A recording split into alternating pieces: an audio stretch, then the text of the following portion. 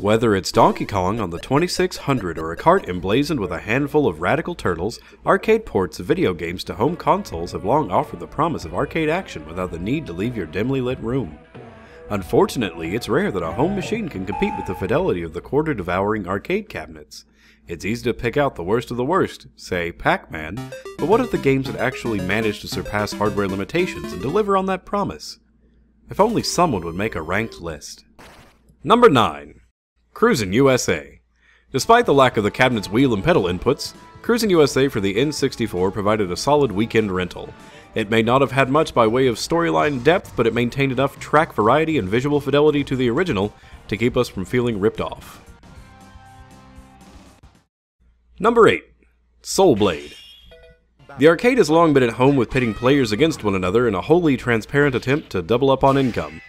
While most games ran on gimmicks of violence, blood, and gore, by the waning years of the 90s, the visual impact of opponent destruction had lost its shock and draw.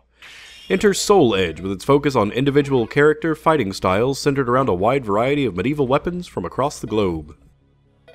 Not content with simply porting over the PvP action to the PlayStation, Namco provided home players with story modes, challenges, and special weapons that provided hours of replayability. Number 7. King of Dragons. Though lacking the technical polish of its source cabinet, King of Dragons for the Super Nintendo was an all-around solid copy of Capcom's beat-em-up of the same name.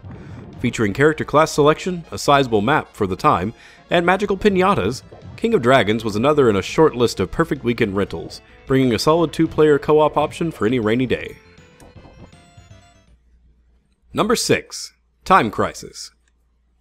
While it may have lacked the physical impact of stomping on a steel plate and lost the satisfying noisy recoil of the arcade light gun, Namco still managed to deliver with the GunCon peripheral. Second only to the NES Zapper and Nostalgia, the GunCon provided just enough point-and-click feedback that made Time Crisis for the PlayStation one of the more successful of the arcade-to-home translations. Please, get up.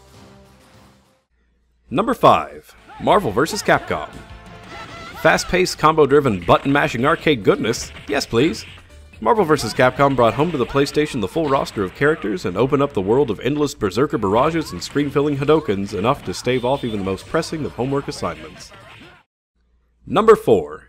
Killer Instinct. Speaking of endless strings of combos, Rare's arcade entry Killer Instinct took what was once a way to keep action fluid in fighters and built the entire game around it.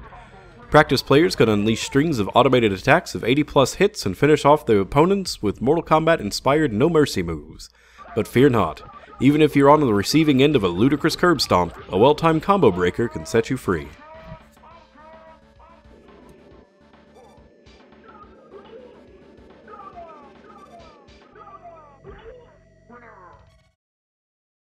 Number 3. Asteroids. Atari takes a lot of heat for miserable ports. Again, Pac-Man, Donkey Kong, you name it, I'm tired. But when it came to translating over its most successful coin eater, Atari was able to overcome the usual graphical limitations and deliver a quality home port. And that's why they're the powerhouse they are today. Number 2. Typing of the Dead. House of the Dead for Sega's Dreamcast was a solid light gun shooter port, bringing home the nonsense plots and horrible voice acting of the original. Typing of the Dead went that one step further and, much like the spooks in E.T. getting walkie-talkies, your trusty sidearm is replaced with a keyboard. Your ammo? Fast and accurate QWERTY typing. You know you love it. Data entry never felt so rewarding.